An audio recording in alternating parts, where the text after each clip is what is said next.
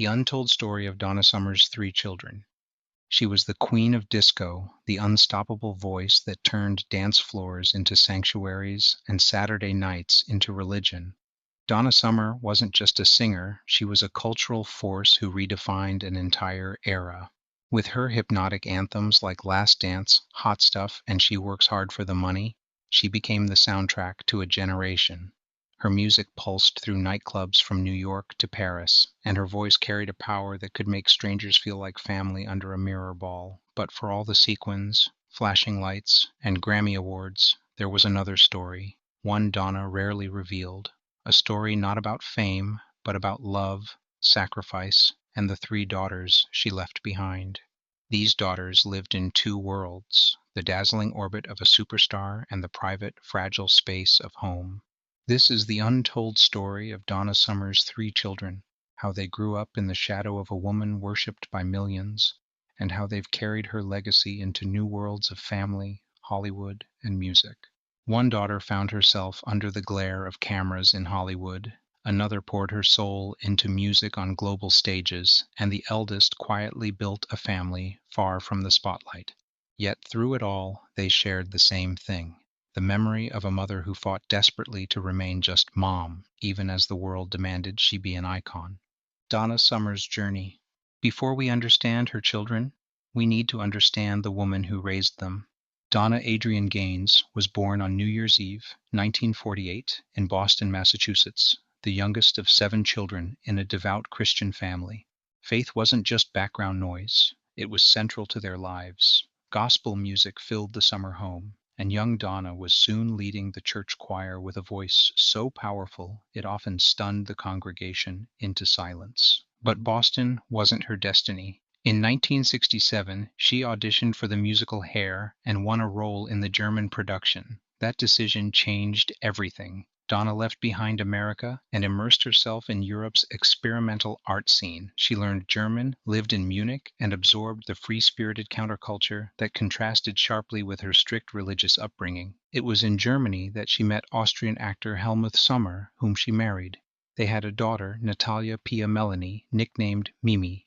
Although the marriage didn't last, Helmut's surname inspired Donna's stage name. She anglicized Summer to Summer, and the rest is history. In the mid-1970s, she crossed paths with producers Giorgio Moroder and Pete Bellotti, who were experimenting with synthesizers.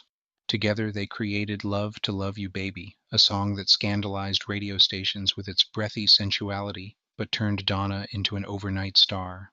From that moment, disco had its queen. What followed was a tidal wave of fame. Platinum albums, worldwide tours, 5 number-1 Billboard hits, and a permanent place in music history. But fame came at a cost. Behind the glamour, Donna battled depression, exhaustion, and the pressure of balancing her strict faith with a career built on sensuality.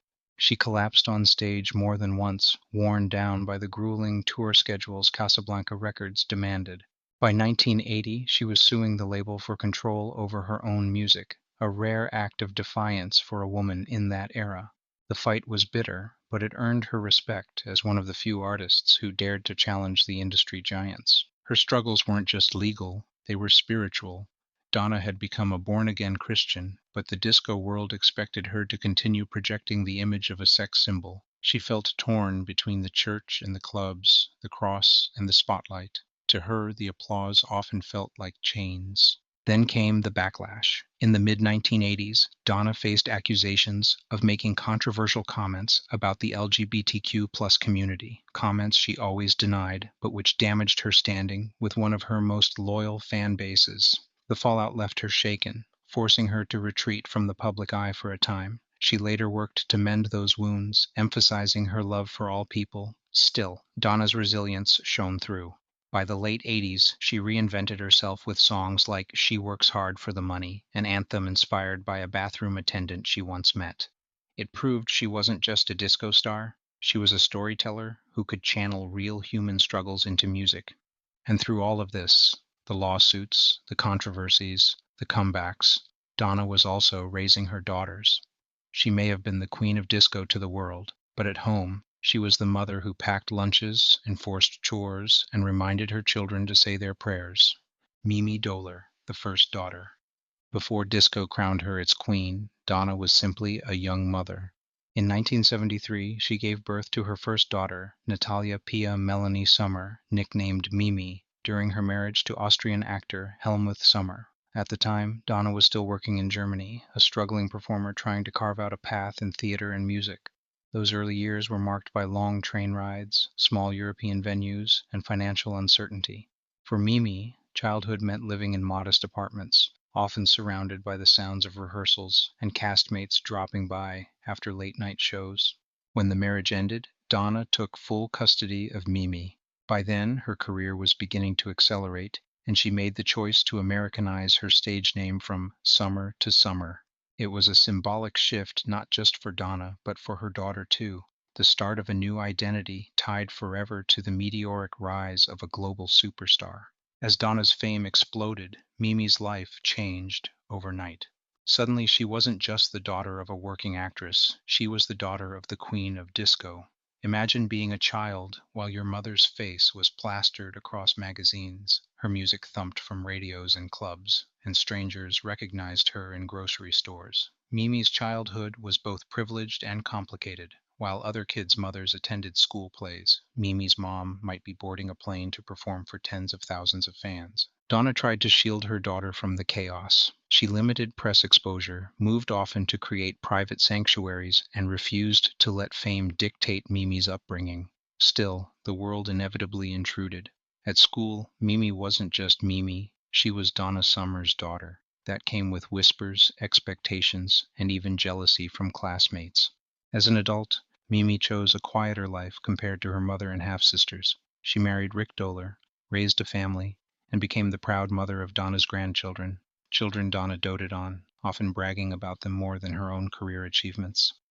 When Donna passed away in 2012 from lung cancer, Mimi was by her side, along with her sisters, Brooklyn and Amanda. At the funeral, the three women stood shoulder to shoulder, a united front of grief and pride. Unlike her siblings, Mimi never chased fame, but perhaps that was exactly what Donna wanted for her firstborn. Mimi represented the piece of Donna that longed for a normal life, one away from flashing cameras and endless tours.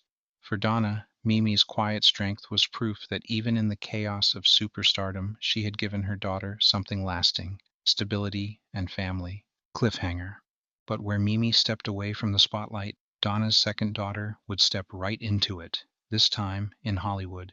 Brooklyn Sudano, the actress' daughter. In 1980, Donna married songwriter Bruce Sudano, a partnership that brought both love and stability. Later that year, they welcomed their first child together, Brooklyn Sudano. From the beginning, Brooklyn stood out, tall, striking, and poised. She inherited her mother's confidence and her father's artistry. Donna named her after Brooklyn, New York, a place that symbolized resilience and reinvention. Growing up in Beverly Hills, Brooklyn lived a childhood most kids could only dream of. Family friends included Stevie Wonder, Elton John, and Michael Jackson. Summers were spent on tour buses, backstage at sold-out arenas, and in recording studios where history was being made. Yet Donna was determined that her children wouldn't become spoiled Hollywood kids. She enforced discipline, made sure homework was done, and insisted the family pray together. Fame was outside the front door. Inside, there was structure and humility. Brooklyn's artistic spirit couldn't be contained. After high school, she studied acting at the prestigious Lee Strasberg Theater Institute in New York, learning the craft from the same school that trained legends like Al Pacino and Robert De Niro. She also launched a modeling career, working in major campaigns for brands like Clairol and Donna Karan. It was clear she had inherited not only her mother's striking looks, but also her drive.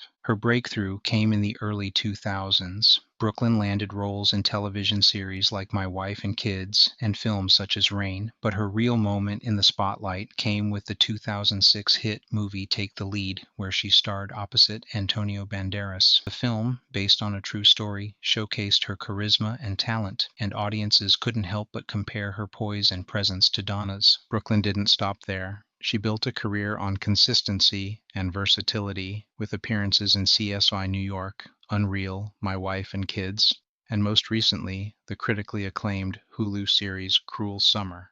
Her work behind the camera is also growing, as she has stepped into producing and directing, proving she has the creative instincts to lead projects, not just act in them. but Brooklyn has admitted the challenges of her last name. Hollywood expected her to be a singer, or worse, assumed her career was handed to her. In reality, she auditioned like everyone else, often fighting to be seen for her own talent.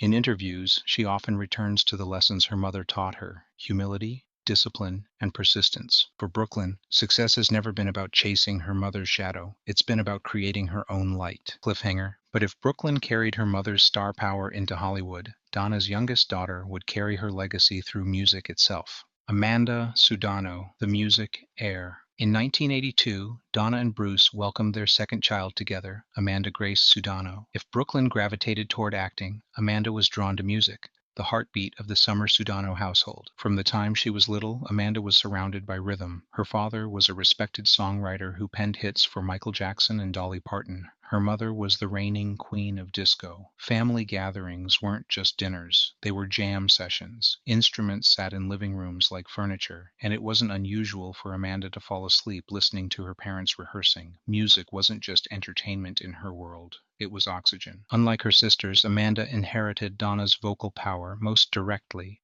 Warm, soulful, and commanding, her voice could silence a room. But Amanda didn't want to simply mimic her mother's career. She longed to carve her own identity. She found it in Johnny Swim, the folk soul duo she formed with Abner Ramirez, whom she later married.